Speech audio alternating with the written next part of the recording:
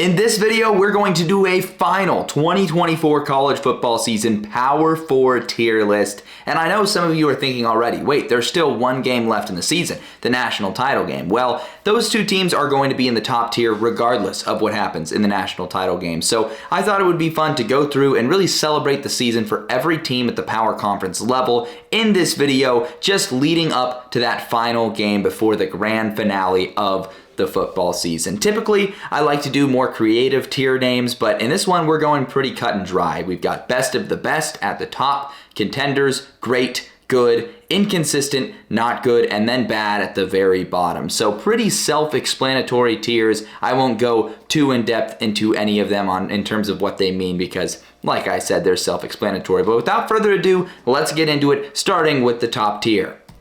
In the top tier, the best of the best, we have got 6 teams in here, starting with the Ohio State Buckeyes and the Notre Dame Fighting Irish, who are both in the national championship game, obviously. Now, Notre Dame would have been in this tier, I think, regardless of what happened in the playoffs after they won that first game against Indiana. I think it was pretty clear they belonged and they were part of it. But the Buckeyes are a team that I don't think would have been quite on this tier had they maybe lost their first game to Tennessee or even lost to Oregon in the second round. That loss to Michigan late in the season was truly a big impact. And then the fact that they had lost to Oregon too, I mean, they would have been a 3-loss team that exited in the second round of the playoffs. I don't know if they would have quite been up to this tier, but they've certainly earned it with some of the most emphatic wins we've seen on the season. They now have a win over Texas and Oregon and Tennessee. Those are all insane resume boosters, aside from the fact that it got them to the actual national title game itself. The Oregon Ducks are also in this tier, which I know some people might maybe complain about that because the Ducks just got mollywopped by Ohio State in the playoffs, but hey, who hasn't at this point? They're just doing that to everybody,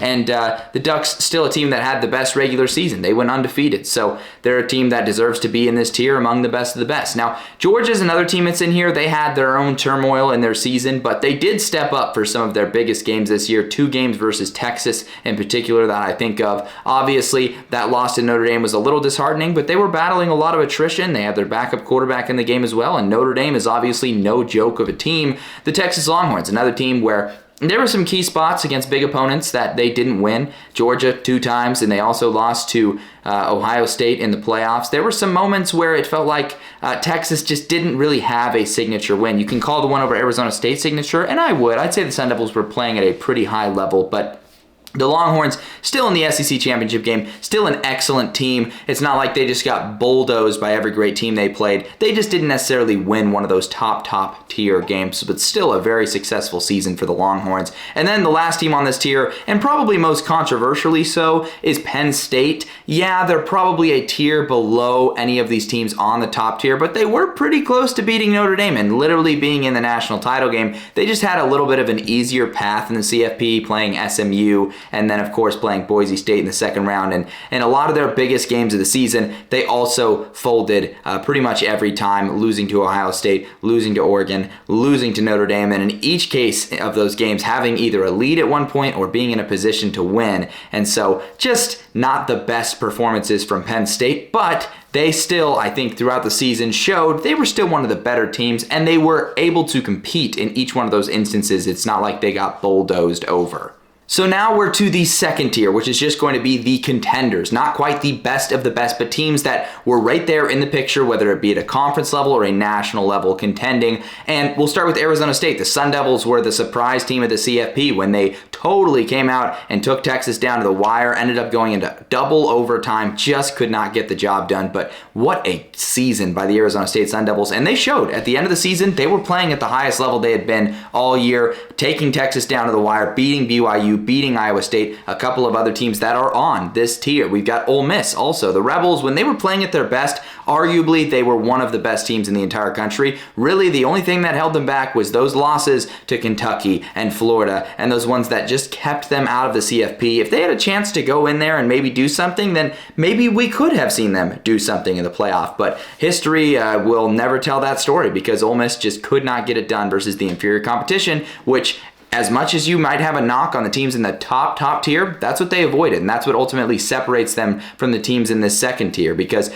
then we have SMU. SMU's a team that had a fantastic regular season. Their only loss to BYU. They lose to Clemson in the ACC title game, and then they end up getting waxed by Penn State in the playoffs, but still, throughout the season, took care of business against a lot of their ACC foes. But really, when it came time to face that top-tier competition, SMU was not quite prepared. But BYU, I mean, that SMU win is one that they can hang their hat on, and you look at their season, I honestly think if you want to talk about a team getting snubbed of a playoff spot, you got to talk about BYU, especially with the way they emphatically end by dominating Colorado. I mean, they should have at the very least been a little bit more in the picture than they were, and I feel like the top tier of the Big 12 got discredited a little bit more than it should have, and that goes to Iowa State as well. The Cyclones are a team that really took it to Miami. They beat Miami in the bowl game. Yes, there was the Cam Ward thing. That was some weird business, but Iowa State still got the job done. So that's a couple of the top Big 12 contenders that surprised people in the postseason. So that was a development in the postseason for sure. We've got Clemson in this tier. The Tigers were a team that sort of surprised some people. They dropped their two biggest games in the non-conference, but it did not stop them from winning an ACC title, which has just become the regularity for Clemson, and they're building a lot this offseason. In the playoffs, I thought they played a decent game as well versus the Longhorns. Obviously, they came up short in that one, but overall a decently successful season. However, Clemson is a program that should have higher standards because they've seen what they've been able to do, and I have no doubt that they're not satisfied with a season like this. Tennessee in this tier as well. The Volunteers in the same boat as a lot of the other teams here, where they made it to the playoffs and then they got bounced, and they just ran into a buzzsaw in Ohio State, plain and simple. I mean, not many teams could have responded better than Tennessee did versus the Buckeyes, and they just got absolutely wiped in the opening round. And then finally, we have Indiana. The Hoosiers were a team that was pretty controversial, but you look at their season and their body of work, they had 2 losses, and it's to the 2 teams in the national championship game right now, and both look pretty stinking good. So for Indiana, I mean, you can't blame them. Maybe, who knows what would have happened if Indiana played any of the teams on this same tier as them. Maybe they would have beat them, maybe they would have lost that game too, but really they played a lot of mediocre teams that are like 4 tiers down and lower, and then Ohio State and Notre Dame. So it was a pretty interesting thing to watch out, the narratives around Indiana's season, but I think they definitely belong in this contenders tier. Next, we get to the great tier of some teams that still had fantastic seasons, but maybe weren't necessarily consistently contending at the national level or on the conference level radar all the time. And that starts with Illinois, a team that might not have been in this tier until they went and beat South Carolina in a bowl game to cap off a double-digit win season. I put a lot of stock in that, and you look back at Illinois' season, and everything aged pretty stinking good. I mean, they had a fantastic year full of ups. I mean, this is just higher than the typical Illinois standard. And they had a fantastic year that I think was overshadowed by Indiana's great season. Alabama's on here. The Crimson Tide probably belonged in the contenders tier until we saw them lay an egg versus Michigan with a lot of their starters playing and a lot of their team invested, and it sort of was a little bit vindicating for people that believed Bama shouldn't be in the playoffs, and there was just a couple of those results this year. The loss to Vandy, the loss to Oklahoma, pretty nuts. By no means should DeBoer be on the hot seat or anything. I've heard people talking about that kind of stuff. It's garbage. Don't listen to it. South Carolina was really hot at the end of the year, a team most people didn't want to play unless you were Illinois. They said, yeah, we'll strap it up and we'll play them, and they ended up beating them. South Carolina taking that loss, I think, also takes them out of the contenders tier, but still a great season for them and a great way to round out the season. When people are saying the things about you that they were saying about South Carolina at the end of the year, you know it means you're playing really good football. Syracuse also belongs in this tier. They had some very high-profile wins. You look at their season, and if they just didn't lose some of those stupid games, it could have been a much different year in a positive way. Like there's that game to Stanford that they dropped. It was just a mind-boggler in there. So a great year one for Fran Brown and a great season for Syracuse. They are very deserving of a spot in this tier. The Colorado Buffaloes, and they should not be ashamed of being in this tier at all. It was a great season for Coach Prime's squad. In just his second season, they were in the Big 12 title picture, but I think when push came to shove, you sort of saw that they weren't quite up to par for those top tier contenders, and BYU sort of did that to Colorado. Kansas State is another team on this tier, which I guess I'll just talk about them now. They beat Colorado as well, and the Wildcats were a team that dropped a few against other contenders as well and really had to battle and scrap throughout the season. They just had a tough night game on the road against BYU where they just got waxed. They had a game versus Arizona State where the Sun Devils really took it to them, and then another tough one versus Iowa State. So Kansas State was still a good team, but just got caught with a kind of difficult schedule and ended up playing quite a few contenders, and they just weren't up to par this season to quite get to that level, but they still had some nice wins, like I mentioned, the Colorado win in there. Missouri is on here as well. I don't think this Missouri team was all too good. They suffered a ton of attrition. They had a ton of issues they had to battle through this season,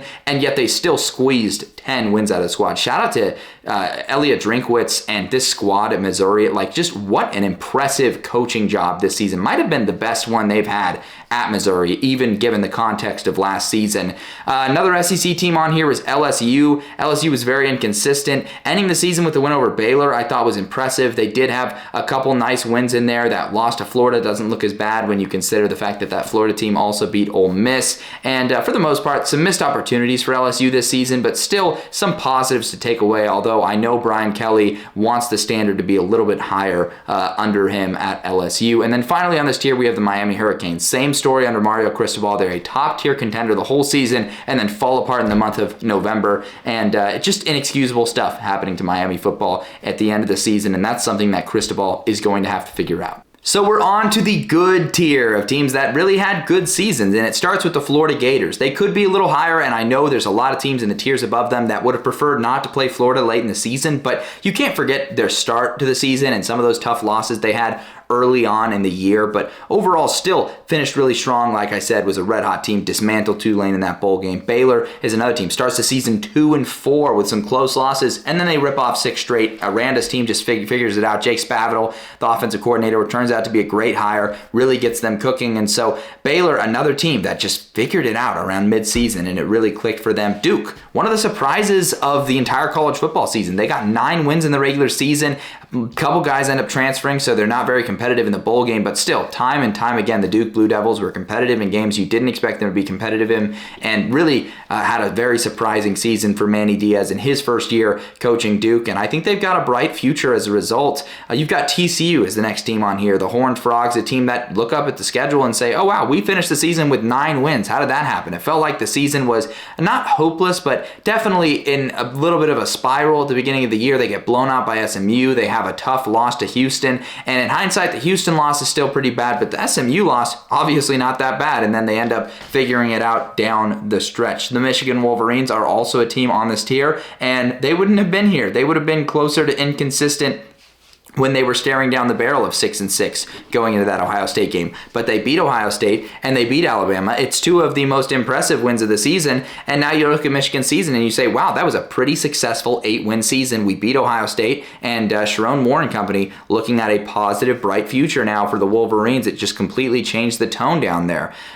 Louisville's another team on here. Louisville was one of those other ACC contenders that lost to Stanford. It's Stanford disease. It traveled from the Pac-12 to the ACC, which is pretty hilarious. But Louisville overall, I thought, was a pretty excellent squad. They just had a tough schedule, lost some close games, had a close one versus SMU that went down to the wire, and overall was a solid, good team. Georgia Tech also on this tier. They're probably one of the worst records in this tier. It's 7-6 because they lose the bowl game, but they had a really tough schedule throughout the season. The world saw what they could do against Georgia, and they just had a couple tough losses to some really good teams throughout the season and had a really tough schedule, especially when you look at how things aged versus it still looked tough even when it was just on paper at the start of the season. USC's also on here. They just lost a bunch of one-score games. I think they were still a talented team. Defensively, they were playing good football, especially at the end of the year. They beat A&M in the bowl game, so there were some bright spots for USC despite all the turmoil and talk about Lincoln Riley, and that takes us to Texas A&M, who I might have just called Tennessee, but if I didn't, ignore that. Texas A&M is also in this tier. The Aggies were in a prime position for an SEC title game spot, and they just fumbled it worse than I think any team has fumbled. They lose the game to Auburn, they lose the game to South Carolina, they lose the game to Texas, and it just ended up being a nightmare last month of the season, and then they also dropped that one to USC. So things just spiraled way too quickly for the Aggies. Season got away from them. Still overall, I'd say a positive season under Mike Elko, but it did feel a little Jimbo-esque. So I'd be a little clammy if I was a Texas A&M fan, but I do think Elko is the right guy. Minnesota's the other one on here. Similar story to Baylor, where things were looking pretty bleak at a certain point in the season, and then they just turned it on and turned it around and finished successfully, and Minnesota actually gets to the bowl win, which Baylor didn't get. And then finally on this tier, we've got Iowa, another Big Ten team that just had a typical Kirk Ferentz season where Iowa wins a lot of games. They play really stout defense. The offense was a little better this year, but still bad, and just a typical Iowa season. Next tier is a pretty crowded tier, and that's because it's the inconsistent tier. It sort of encapsulates a lot of these power conference teams from this season, so we'll go a little quicker here. There's Boston College. Boston College was a team that had some high highs and some low lows this year, and at a certain point in the season, it looked like Bill O'Brien was starting to build a monster, but things came back down to earth pretty quickly. They finished 7-6. They haven't had more than 7 wins since 2009. So a lot of mediocrity going on with Boston College. They're going to routinely and consistently end up in this tier. You've got Vanderbilt. Vanderbilt was inconsistent for sure because they beat Alabama. They were in games against Texas. They were winning against conference opponents. They also lost to Georgia State. They also looked ugly in some other games. But you've got to respect what Vanderbilt did this season regardless. And this was obviously just a home run season from Clark Lea. And really, basically, I think just gave the entire administration and the university faith that Clark Lea is their guy going forwards. We have Kansas on here. Kansas finishes 5-7, but it's one of the better 5-7 teams we've seen. And the fact that they have a win over Iowa State, the fact they have a win over BYU, and the fact they have a win over Colorado is ridiculous. But it's just those losses that weigh them down really hard. And you look at the early season, there's just some tough, ugly losses on that schedule. Washington State's on here. They were kind of the opposite of Kansas. Start really strong. They beat Texas Tech and Washington, and then they end the season really rough. They lose to Mexico, Oregon State, and Wyoming at the end of the year. Just a tough break for them. The Huskies were a team in year one under Jedd Fisch that was a decently talented team. They just couldn't get a lot of the job done in a lot of those one-score games. So they end up finishing 6-7. There's UCLA, where the Bruins actually figured it out late in the season. Deshaun Foster, a guy that a lot of people doubted, including myself, and yet they give you a reason to believe in UCLA at the end of the season there, figuring it out. Rutgers is a team that's on here. Greg Schiano squeezes another bowl game out of these guys, and they had a pretty decent season, all things considered. Won some special games in there, really competed throughout the year. There's Texas Tech, very inconsistent. I mean, the epitome of consistent. I know there's going to be some Red Raiders fans maybe upset that they're in this tier, that they're this low, but you look at their season, man, their defense was just so hit or miss. There was so much inconsistency throughout the year. So yeah, they might be better than a few teams in the good tier, but they were very inconsistent. And next to them is a Cincinnati, who finishes 5-7. At a certain point, they were 5-2, a game away from bowl eligibility, and they lose 5 in a row to end the season. And it wasn't like it was just they fell apart and it was a disaster. They were still playing good football. They were still invested. They just lost some close, tough games in a really stacked conference. It was a tough way to end the season for the Bearcats. Then there's West Virginia as well, the Mountaineers and Neil Brown. At a certain point in the season, it looked like things were fine, but they sort of finished the season really poorly, and just a couple tough losses in there, and that's why he ultimately got canned. Virginia Tech in this tier, very disappointing team this season that was hoping to be a contender in the ACC. They just never were that. They folded anytime they had a big opportunity in front of them. Arkansas is also here.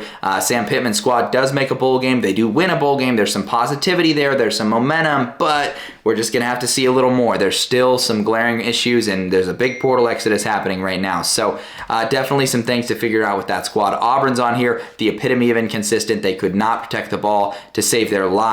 And at the end of the day, that's what ends up costing them making a bowl game, and they weren't very close to making a bowl game this year. Oklahoma on here, the team that lost to Navy in a bowl game, and they also had a lot of inconsistency. This was kind of the nightmare season for their first year in the SEC. We kind of just watched it play out, and they're blowing some things up, and they are shaking some things up down in Norman. And then finally, we have Nebraska. The Cornhuskers season felt a little worse than it was simply because of the way they ended the season, but they do end that bowl drought. And if you're drinking the Rule-Aid, I think you're going to be in a good spot, because I think Matt Rule has this program in a good spot, and they made a bowl game. It's baby steps with Nebraska with the position they were in, and I do think they'll continue to move onward and upward.